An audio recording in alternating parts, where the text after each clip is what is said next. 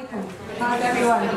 Yes, as I told you, my name is Sally, and I'm honored to be with you today, and I'm so happy to be part of the NGS family that is handling such an important topic like bullying and anger management, because we all know that it's becoming a worldwide problem everywhere, right? I think even adults get bullied. Yes. I think we get bullied too at work. Yes, we get bullied from our husband's family. True, I know. And vice versa also. So yes, I think bullying is a very important topic to be tackled. And I guess today maybe most of you are coming here today to ask, how am I going to deal with my kids, right? When they get bullied, or when they're the bullier, or when they get angry. But the thing is that every time I give a parenting workshop, I always say, I know you guys are coming, when is the first slap going to be okay, right? When is the first detention is going to be fine? But the thing is that every time we think about changing our kids and their behavior, this is actually where the problem starts. Because it always starts from ourselves. And Allah subhanahu wa ta'ala has already mentioned before me that in the Quran, لا يغير الله ما بقوم حتى يغيروا ما بأنفسهم. Allah will never change your situation until you do the first step for changing. Yes? So basically today, whatever I'm gonna share with you, inshallah, will be of some sort of benefit. But I would highly appreciate if we can practice it first before we explain it to our kids or help them train on the tools that we're going to share today. Yes, inshallah. The last thing I want to speak about before we start is, subhanallah, one of the most important things that while we're parenting, in any matter for that source of thing, anytime we're parenting, we have to always make sure that we're doing what we can, but we're not responsible for the results. We're doing what we can, but we're not responsible for the results. So I could be doing my best, but then sometimes my kids don't follow, or the effort that I'm putting doesn't really appear. Yes? So this puts me under tension, and I always get to feel, what am I doing wrong? Why is he not, following up? Why are people labeling him and stuff? This is where, again, the problem starts, and I start to defeat the purpose of parenting, because I start wanting to see the results, and that's not right. You're here, you're going to go to Allah all by yourself, and He's not going to ask you how your son became or turned into. He's going to ask, what did you do to help show him the right path? That's it. Yes? Okay, so let's start. Bismillahirrahmanirrahim. I've studied a lot of psychology schools, but one of the theory that touched my heart was the Alfred Adler psychology schools. He spoke a lot about child psychology, and I really believe in him. Okay, he had a lot of problems with Freud and his theory, but I really believe in him. If you'd like to read more about what he always spoke about child psychology, but the most important statements that he said was, no child does any action without a motive. There's a motive behind that. Like, he won't wake up in the morning saying, today I choose to be a naughty boy. Today I choose to make my mommy mad. It never happens. We have the normal fitra, subhanallah. We don't tend to be bad people. We don't tend to be naughty kids. Subhanallah, there's always a motive behind it. And a lot of psychology schools spoke about it, and they came up with the best theory ever, which is the iceberg behavior theory. Have you anyone heard about it? Yes. Yes? Yeah? Subhanallah. It says that every time a child makes any kind of an action or behavior, the parents gets really upset if it's a negative behavior and tries to always get rid of this behavior, whether it's lying, hitting, biting the nails, or swearing, picking their nose, whatever it is, it's always a behavior, right? What the parents do is they always try to tackle the behavior, which is the tip of the iceberg, right? This bit, because this is what is appearing to us as parents, the behavior itself. Now the problem is, every time I try to tackle the behavior, I move the tip of the iceberg, right? I can handle it. We speak to the teachers, to the social workers, to the doctors. Sometimes we go to specialists. And what happens is that we get rid of the behavior sometimes, and what happens is, after a few days or maybe a month maximum, the same behavior starts to appear again, or kids are very smart. They adopt another behavior to actually, why do you think so? Why? Why do they dealt with the issue? The triggers, the causes. Because no behavior is just done just like that. There's definitely a reason behind it. It's either an unfulfilled need, it's either an emotion that he cannot articulate, he cannot speak it out, right? Or some thoughts going around in his head and no one is there for him to hear or to listen genuinely. So basically there's a famous speaker, his name is Carl Thought. He always said that rage could dissolve in few seconds if you can just hear it genuinely without judging. We can if anyone has teenagers in this room, they always hear the word, don't judge me, don't be a judger. Right? They love this word because it's true.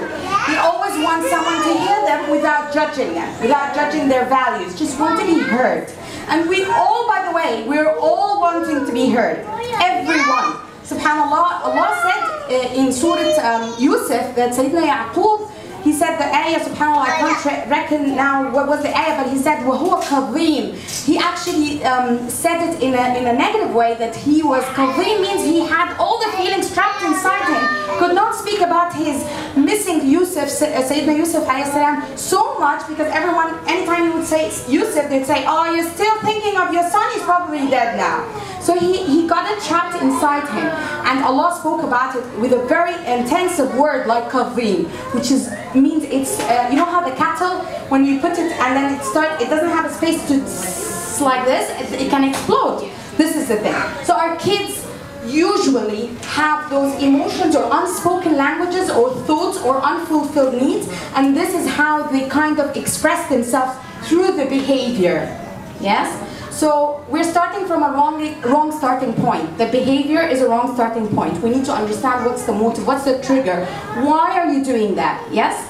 Okay. So in order for me to do that, I would like to explain to you a basic brain function. Okay, and I like to just make, like, for people who are visionary, I will make it look like hands, and I'll explain it through this, okay? So what happened is basically your brain is divided into three parts, okay? This first part is the frontal lobe part, or in Islam we call it al-nasiya. Nasiyatun kadhibatun khati'ah. This is where you think. This is where Allah, when He spoke about it, because this is where Allah would question, where was this? Why didn't you think? I gave you this part of the brain to make logical thinking, right? And then we have a place here, most of the writers like to call it chimpanzee brain. Okay, this part of the brain is responsible for all the emotions. Okay, the anger, sadness, happiness, all kind of emotions, this part of the brain is responsible for it. Okay, abegdala, it's called. And then we have the last part of the brain, which is the stem. Okay, it's the reptilian brain, and we call it reptilian brain, referring to reptiles, because if you see a turtle, can you make out if this turtle is happy or sad? No. A lizard, can you make out from his face if he has any emotions? No, because they only have the reptilian brain, which is, I want to, I want to eat, so I have to go and catch a prey, or I have to run away because someone is trying to catch me, and so on. I want to eat, sleep, get married, you know, and so on. I'm sorry, get married because you have kids here. Yes? So I mean, it speaks about all the basic needs, correct? Okay, so if I make like this, I will say that this is the frontal lobe, al-nasiya, and this is the chimpanzee brain, and this is the stem. Now the thing is that anytime we get into the habit of letting our emotions control us or take over, what happens is the blood flow starts going so heavily to the chimpanzee brain, right? And this chimpanzee brain can only send signals to the reptilian brain. And the reptilian brain will only do 3 F steps. Fight, flight, freeze. So, if you're angry, the first thing it would tell you is trying to save you, right? Because it's giving signals to the body that you're in danger. Those emotions are there for a reason. So it will send your body a signal that you're in danger. So this will have to quickly speak to the reptilian brain, which talks about this. It gets you into the survival mode. I have to save myself. So it tells you, hit back, right? Or quickly run away, or say sorry to mommy before she hits you, okay? Or sometimes you just freeze. Haven't you ever went through a situation where the glass of water is falling and you kind of freeze, and you could have saved it, but you didn't know what to do, you just freeze? This is the thing, yes? So this is a basic brain function to everyone, yes? Okay, so what happens is, at this time, what happens is, the blood flow stops flowing into the frontal lobe. So I stop thinking logically. It's only, subhanAllah, if you see, the frontal lobe is covering the aura. It's as if it's a aura, you know, the kind of the emotional brain and the survival brain is kind of aura. Allah has given us, the humans, the frontal lobe to cover this and to actually control it. But when we don't use it and we let our emotions and thoughts drive us, it starts to, this is what I added here, it flips out. And you stop thinking properly or logically, yes? So what happened is, I'm sure all of you have been through this, where you act and then after that you stop and think, maybe I shouldn't have been that harsh, yes? So this is what happens. SubhanAllah, Rasulullah said, لا تغضب. And in the hadith he said, if you're sleeping, sit down. If you're sitting, stand up. Go do wudu. Why? Because psychology schools have said that it takes 90 seconds for the blood flow to start dropping into the frontal lobe. 90 seconds.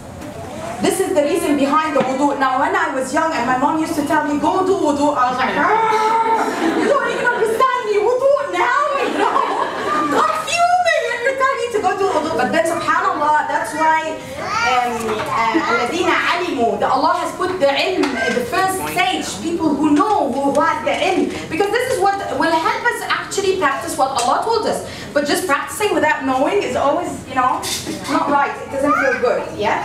So subhanAllah, it takes 90 seconds. And I'm here today to tell you this is how we need to explain to our kids, because when I'm 38 now, knowing this, I felt so sad. I was like, if I knew this earlier, it would have helped me a lot.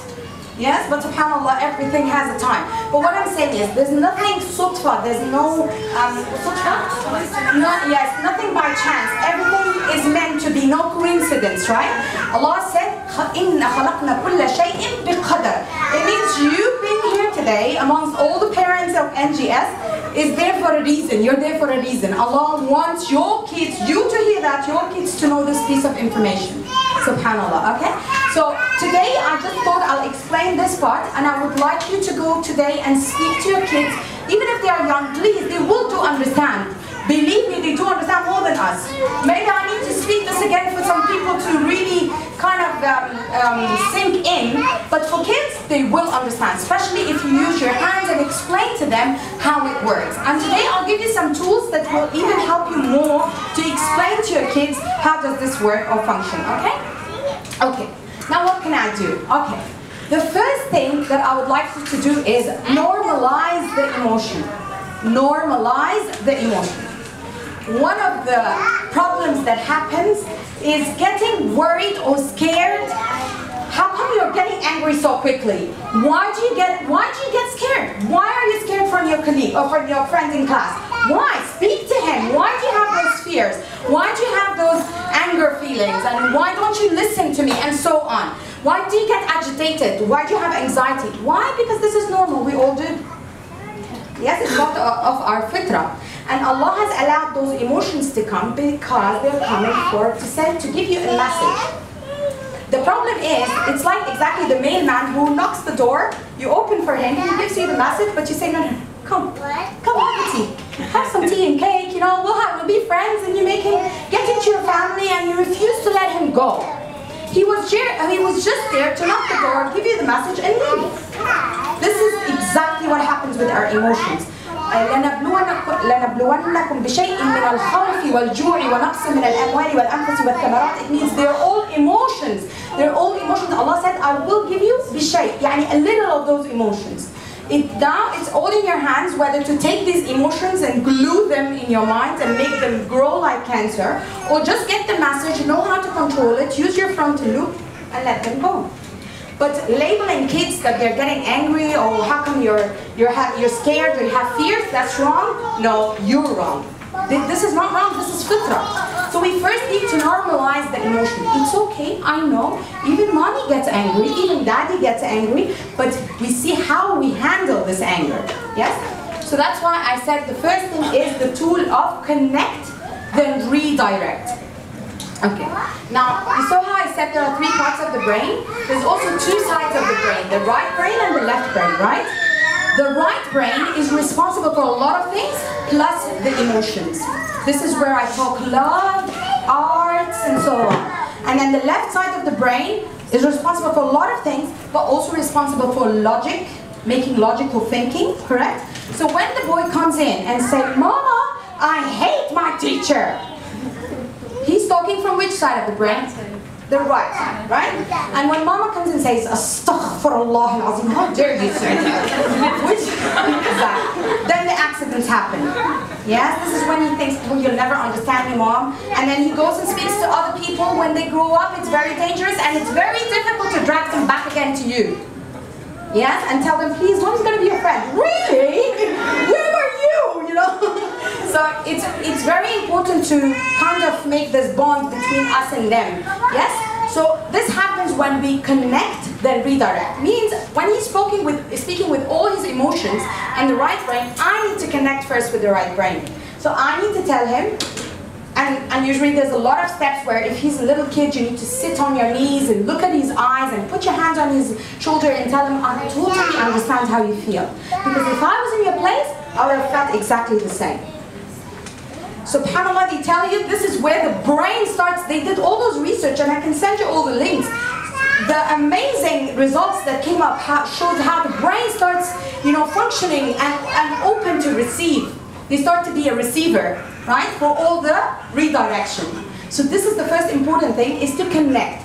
It's not easy. It won't come immediately. I don't have a magic wand. It did not happen to me until now. I still flip sometimes, especially when you're in a hurry and you have a lot of stuff to do you usually flip, but it's how quickly you pick yourself up. Yes? And then you connect, then redirect. Do you accept? Can you see your sister doing that? Can you see your mom doing that? So subhanAllah, already the Prophet ﷺ told us or taught us how to connect before we redirect. Yes? SubhanAllah. Okay. And then modeling it. I have seen it with my own eyes. Yes, the sister coming and saying, my brother hit me. And the mom goes like a monster and she catches the boy and says, how many times did I tell you not to? How many times did I tell you not to? And I'm like, but you just told him that hitting is wrong. And when you're angry, you shouldn't act like that, but you're actually exactly showing him what to do when he's angry.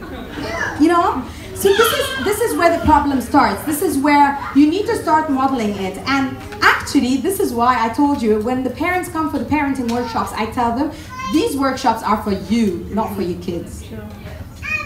Because kids are very normal. They're okay, believe me. Just change yourself and you will see the change in them. They're okay. We're not okay. No, seriously, we're not okay. We come with a lot of baggages from our childhood. I remember hundreds of mummies that I coached. Everyone would tell me, I used to get hitten and I would say, when I'm a mother, I will never touch my kids. And I'm the first one to actually give them the hardest hit ever. She's repeating only what she has stuck in her brain. All the file starts coming up. She only talks and speaks like her mom that she actually resented at that time and said, I will never do this to my kids. Yes? That's why, subhanAllah, we have to keep doing what we're doing. We have to keep, doing ilm, learning how to improve, what is new, what is there in that field. Don't lose hope, because he said that Allah has linked that if you lose hope, إِنَّهُ مِنَ الْكَافِرِينَ, and I'll just remember the ayah now. Okay, so modeling it is very important. It will take time, but let's say you practice with your kids. You tell them, I went to learn today how to, the emotions are normal, we just need to take control of them. So why don't we help each other? So he realizes that you're also in this pattern, Yes? But there's a very important thing that I would like to say. There's something called kicking the soda machine effect. Kicking the soda machine effect. Have you ever heard about this terminology? No, okay. What happened is, he knows, I go do this to my sister and my mom's bulb starts lighting. Yes? Okay. And then he feels that it's okay to do the same to my kid, to my friends in school when something happens to me. So he will keep trying. When you go today with a different spirit, he will do something like, now he puts the coin, Pepsi comes. He kicks his sister, and he starts shouting and screaming. He will try now, your kids will try, the minute you do any change, this is what happens. They keep trying to see, is she okay? Are you okay, mommy? You're fine? You're calm today. So you will try to put all those coins to get the Pepsi, to get your reaction. And if he doesn't get the reaction, he will not leave. He will kick the machine, right? This is what we do. We actually, instead of putting another coin, we start, shaking it and bringing all the securities to shake it with us so that we can get the Pepsi or the chips. Until we lose hope, and then we put another coin. This is what I want you to tell you. The change is not easy. It's a journey, yes? But you need to make a platform to kick off as a start from. Okay? Yes. The other thing is, take time for training. Alfred Adler said, a well-behaved kid is a well-trained kid. Yes? Because I can't tell my boy, hey, when you go to school today, I want you to be a good boy. Oh, really? What do you mean by a good boy? What do I do now? I'm overwhelmed, when we go to your mother-in-law, I want you to kiss her hands and be a good boy. He doesn't know what's a good boy. He does not know what's a good boy. When my friends come today, please, I want you to behave well. For me, behave well? You don't know what you mean. You need to give direct instructions. Tell him, what do you mean by behave? What do you mean by being a good boy? You need to model it as we said in the previous slide, correct? Okay. You can tell him also that, start the topic saying that Allah has given your life, let's imagine it like a car. So this car, you need to learn how to drive it. Now, can you drive a car without knowing when to press the brake, when to go through, when to, take reverse? What? No? Can we? No. We have to learn first how to drive the car to be able to handle it properly. So I will be helping you now to take you through the driving lessons of your life. So I will teach you life skills that you will learn step by step. This will help you know how to drive your car, so that you can be the driver or in the driver's seat instead of actually sitting at the back seat and letting someone else take over, right? I'll take you today to Jumeirah and tomorrow to that ship. And no, I want to be in the driving seat and I want to see where do I want to go, okay?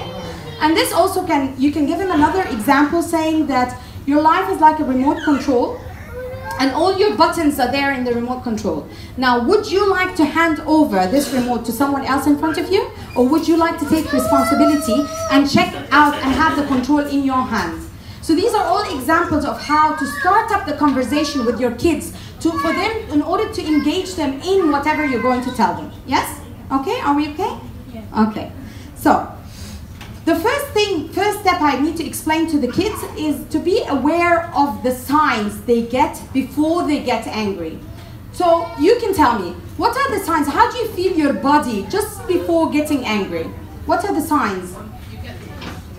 You get tensed, your muscles, what else? Palpitations. Palpitations, your heart beats, correct? What else? Sweating more. Sweating, like I'm doing now. Okay, what else? Getting breathless. Yes. Shaky. Yes. These are all signs that I need to tell the kids. First, I'm not gonna tell it to them. I'm gonna let them first express. Imagine. At the beginning they'll tell you, I don't know, because they're on the autopilot. They never use the frontal loop. They're always in the survival mode. So I need to teach them that we need to get one step backwards. What happens before you start getting angry? How do you feel? What are the signs in your body? You shiver, you start sweating, you get butterflies in your stomach, you get your muscles tensed, all these things, and you need to keep talking about it several times in order for them to start noticing what gets onto their body before they react. Yes? Okay, so this is the first important thing.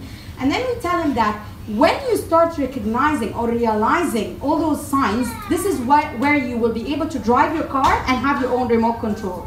Because what usually happens, and you can tell them, what happens is like a traffic light.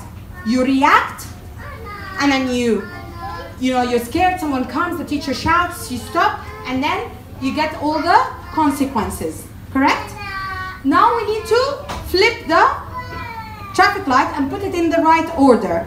we need to stop. When we got those signs, we need to stop, think, and then react. Okay, so this is one of the most important tools. We've used it with kids while coaching, and it really does help, especially when you give them metaphors like the remote control, the car, the traffic light, and they can resonate with it. You understand what I mean?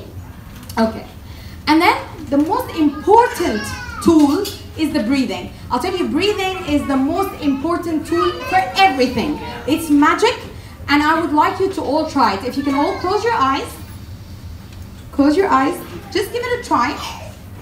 And I want you to do the breathing technique 4-8, which is you need to breathe on the count of 4 from your nose until you feel the air is in your tummy, and then you keep it for some time. On the count of 2, and then take it off from your mouth. Do it one more time, please. You take on the count of 4, 1, 2, 3, 4. Keep it. 1, 2. Take it off. Okay, one last time. So close your eyes, take a deep breath from your nose. Stop, and then take it off. And you need to do it slowly. I'm telling you, there's a lot we can do with the breathing. I can't tell you it's a magic tool. It is a magic tool. And every time you are going to jump and, you know, like a predator on your kids, if you do the breathing activity, I promise you, you will find a lot of an easier way to stop yourself from doing that. Yes, breathing is one of the techniques that I would love you to teach your kids how to do it all the time. Before they sleep, when they wake up, maybe after they finish food, after they finish their iPads. Correct? Because you want the blood flow, because the iPad, and this is another thing, keeps their survivor brain aware, and their conscious brain shuts down.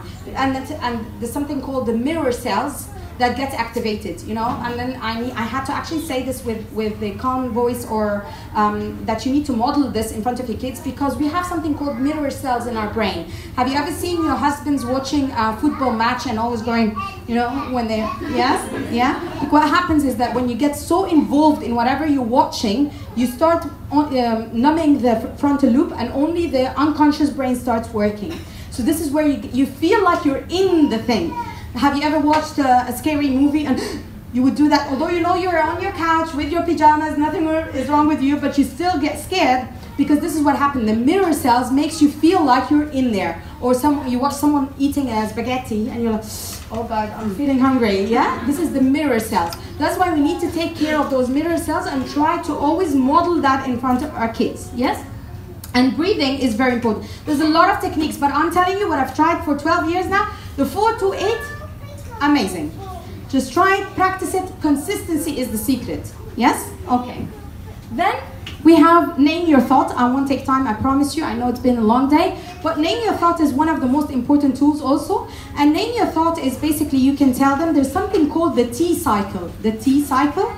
Yes? Thoughts, T. Emotions, E. And A for actions, the T cycle. Okay? And the T cycle is basically, you can tell him that every time there's a cycle, you have some thoughts. I don't want to be weak. Why do they think they can get me?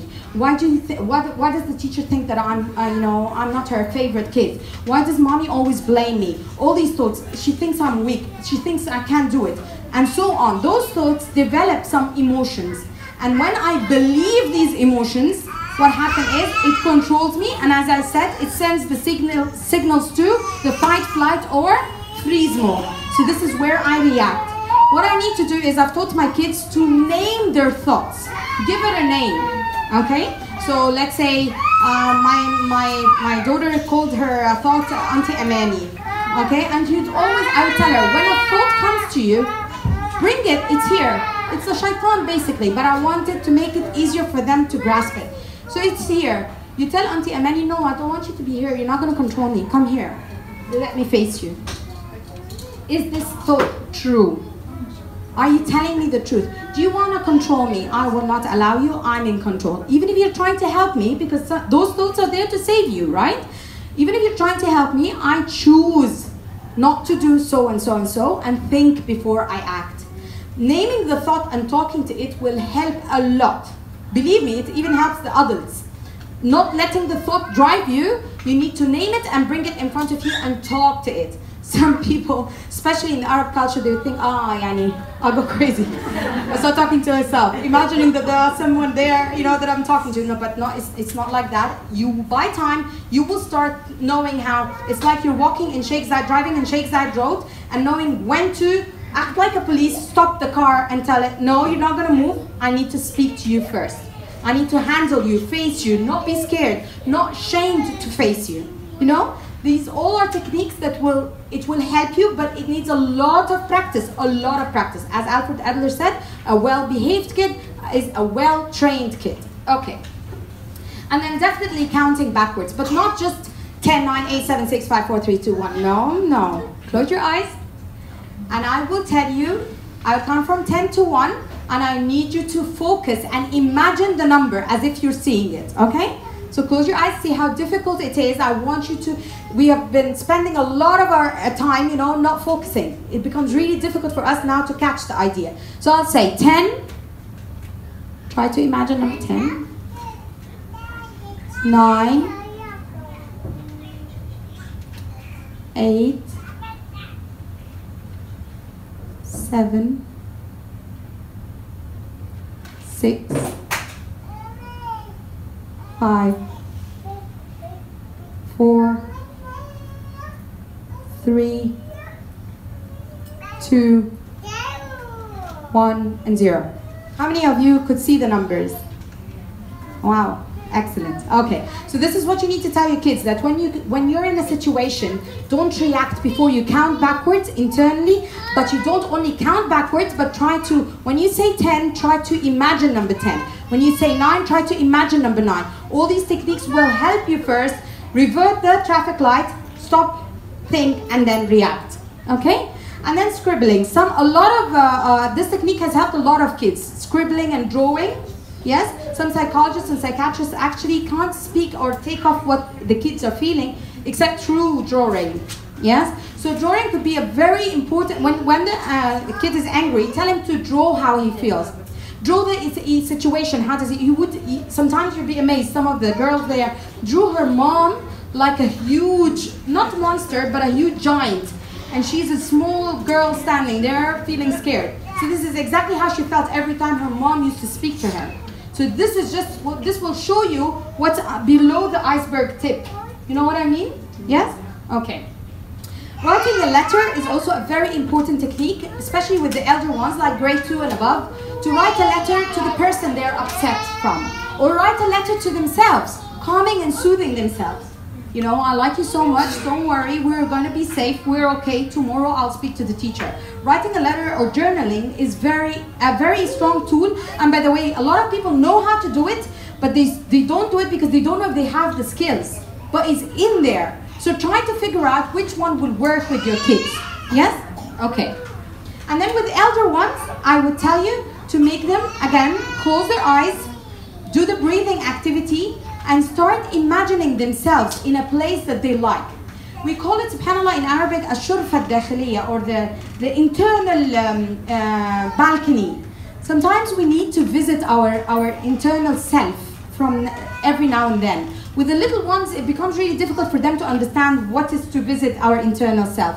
But with us and with the elder ones, like grade 6 and above, it becomes very easy and very important for them to sit in a calm place. And that's why Allah subhanahu wa ta'ala in the Quran several times he spoke about ألا تتدبرون ألا تتفكرون. التدبر and tafakkur is very important. It's part of how we grow. It's part of how we actually move on and excel and get successful. So tadabbur and tafakkur, one of the tools is to actually spend 15 minutes a day, or maybe a week. For teenagers, they won't be able to do it every day, but at least every week, where they sit down in a calm place, no one distracting them.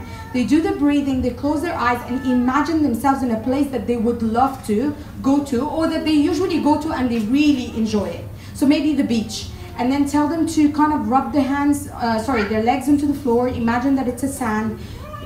Feel the sunlight touching, or as they say, kissing their skin, and the breeze of the air and the waves. They could hear the waves and so on. And make any kind of action. Sometimes the doctors used to tell us to maybe do something like this.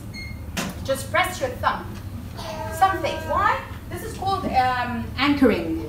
You're trying to, later on they say if you practice this on regular basis, later on when you're in a situation that you can't imagine that you're on a beach, now you have the police is after you, you start pressing your thumb, and this is where it retrieves the emotions or the feelings of the calmness, yes? So this is another technique that you can help them. And I've been talking a lot, I know, but I have a small activity that I would like each one of you to participate in. I basically got, this is called the anger management bottle. So what we're going to do is that each one of you are going to have one of those bottles. Just take one sip so that it's not full. And then I would like you to add your favorite... okay. I'll take a sip. Okay. What I want you to do is today you can do this with your kids. Okay, when you go home, this is called the anger management bottle, okay? And then you can even personalize it and put the sticker, their name, you know, the sticker with their name, and tell them this is yours. And let them practice it themselves and do it themselves, where you're going to take, what is that? Okay, orange. Okay. The food coloring. And then you add the food coloring to it, a little bit of it. Yes? And then, yeah, it's a bit dark, it's okay. And then you have some, yes, I need the glue first, liquid glue, yes, some of the liquid glue so that it can keep the consistency. And then you add some glitter to it, yes, and then you start shaking it and tell him or her that, see, the glitter is going to start, you know, moving all around. You tell him this is what happens when you're angry, yes, your thoughts are all over the place. It takes 90 seconds and it will take literally 90 seconds. That's it. That's it. Yeah. Okay. Yes, and then some of the glitter. It will take 90 seconds for the glitter to settle down. Yes? And this is where it becomes, your brain starts becoming clear, and this is where you can start using your frontal lobe or your logical brain. Yes? So they will like it. They will really like using it. Yes? But you need to please put a lot of yes. Your brain looks like when it's not clear. We need to put more glitter so that you can see. No, it's okay. Well, and then when it settles down, this is how clear your brain will be, and you'll be ready to take any actions or decisions. You got? Okay. I know I've taken a lot of your time. Thank you very much. It was a pleasure having you. Please come to your activity, and thank you very much. These are some of the tools that I printed out for you so that you can use with your kids. So one of them is, for example, the anger pattern. You can sit with them and talk to them. What was the trigger? What happened, you know, that made you get angry? And then what were the thoughts that were going through your brain? And then how did you feel at that time? Because I forgot to tell you that one of the most important things is that their bank account, vocabulary bank account, needs to be very rich. Because sometimes he's not angry, he's agitated. Sometimes he's not sad, he's let's say, anxious. Sometimes he's not anxious, he's provoked, mustafaz. And so on. There's a lot of feelings that he needs to start learning about himself. So this will help him. Yes? الصفحة الأولى هي نشأة الغضب أو الانفعال أو نمط الانفعال لديك.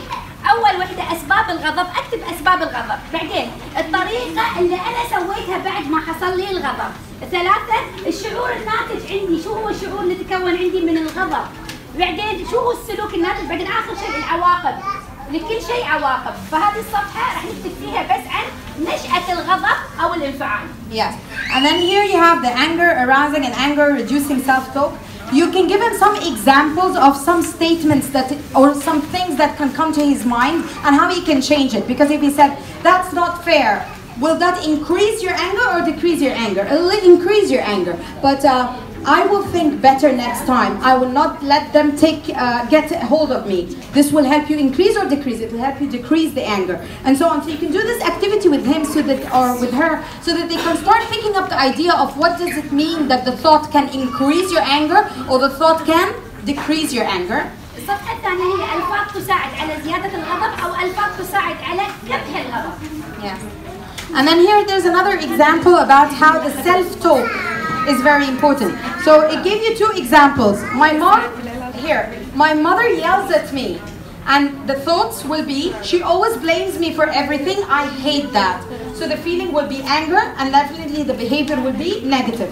But instead of that, if he says the trigger is my mother yells at me, but if he's changed the thoughts to she's probably having a bad day, and then the feeling immediately اللي هي حبوا لا يؤمن أحدكم حتى يحب أخيه ما يحب لنفسه. When you put yourself in her shoes, maybe she had a very bad day. Okay, so then the feelings will definitely be I feel sorry for her having to work so hard, and so your action or behavior will be definitely somehow positive. Yes? الصفحة الثالثة هي الحديث الداخلي الذي يدور داخلي وقت الانفعال. عندي يا اما حالتين، يا اما زيادة الانفعال يا عندي او كبح الانفعال، واخر شيء قيسي مدى تأثرك من هذا الانفعال. Yes, and then before the last one is actually problem-solving skills. This is for the elder ones, and small ones you can do it with them. It will help a lot to actually speak to them. What was the problem? And then how can he make things better next time? So you kind of brainstorm solutions together, and then he needs to evaluate those solutions, pick one, and after he picks one, he needs to anticipate what problems can he face after he tries to solve it this way, and then he tries it out. Works, doesn't work, we come back and we try to choose one other solution and a different solution. And this is how you teach him problem-solving skills. Yes? Okay. هذه الصفحة مهمة جدا جدا جدا، لأن هي بالفعل آلية ضبط الانفعال. كيف أنا أضبط انفعالي إذا أنا تمكنت من هذه الصفحة؟ أول شيء أصف المشكلة، لازم أصف المشكلة وأحددها بالضبط. اثنين، أضع الحلول على هذه المشكلة، 1 2 3 4 5، أنا أشوف من نفسي أنا حل هذه المشكلة هذه، إذا أنا عندي المشكلة وأنا اللي حليتها. الأمر الثالث، أقيم السلوك المطلوب أو الاقتراح المطلوب، بس من نظري أنا حطيت 10 اقتراحات، أحسن اقتراح يناسبني هذا الاقتراح. بعدين اختار افضلهم. بعدين انا اذا اخترت هذا السلوك ما هي العواقب التي تترتب على هذا السلوك؟ لازم انا اكون مع نفسي متصادقه متصالحه. اذا انا اخترت هذا السلوك انا اعرف ان بعد ذلك 1 2 3 4 ناتج عن هذا السلوك او هذا المقترح. Okay, and then the last one I made it for mommies who has little kids, so that they can explain to them their idea in a much easier way. It's called the turtle technique, where you show him the turtle that now and tell him to explain to you how does the turtle feels in this picture. Let him explain and express how does the turtle feel, and then what do you think she did in this picture? She actually stopped, didn't react, and then what happens? She started breathing. Yes, she went into her shell, started breathing, and then what happens? The thoughts, the positive thoughts starts coming up, and these are some of the examples that I need to go to speak to the teacher, I need to tell my mom, I need to speak to someone, I need to say thank you next time, and so on. All the positive ideas can come if you stop and breathe and think. Yes? Thank you very much. الصفحة الأخيرة هي عبارة عن مثال تطبيقي لصغار السن. أنا كيف أنقل هذه الآلية للصغار؟ أنا ما أقدر أتكلم بصف المشكلة أو أكتب لي سلوك ما يعرف، لكن أنا أقدر أعرفه الآلية الأولى اللي هو لازم يتحكم فيها. يتخيل إن أنا عندي سلحفاة، هاي الصورة الأولى، يعني أنا ممكن أطبع له هذه الصور ومجرد ما تحصل مشكلة أقول له تعال بنحل المشكلة. الصورة الأولى هاي سلحفاة تمشي، قصة ضربتها الكورة، إذا هي انفعلت، إذا الصف الأولى المشكلة. الصورة الثانية التصرف صحيح، توقف مثل ما علمتنا الأستاذة سالي، نوقف ونفكر. الصورة الثالثة تي عندي الحلول 1 2 3 4، يا إما أضرب يا إما أفكر، فهذه هي الثالثة. وهي 1 2 3 تبغي من الطفل يتعلم آلية التنفس، لأن بعد ما حصلت المشكلة وتوقف يتنفس عشان يقدر الفعل الأخيرة يفكر. وهذه مقترحات يعرضها الطفل إن شو هي المشكلة وشي، فهذه تنفع لصغار السن. جزاكم الله خير وشكرا لحضوركم وتشرفنا بحضوركم. I have a son. Last year he had so much problems. I used to take him to a doctor, to a psychologist. Every session was 800 dirhams. I spent 1 year with this doctor. She taught us what you just saw. Yeah.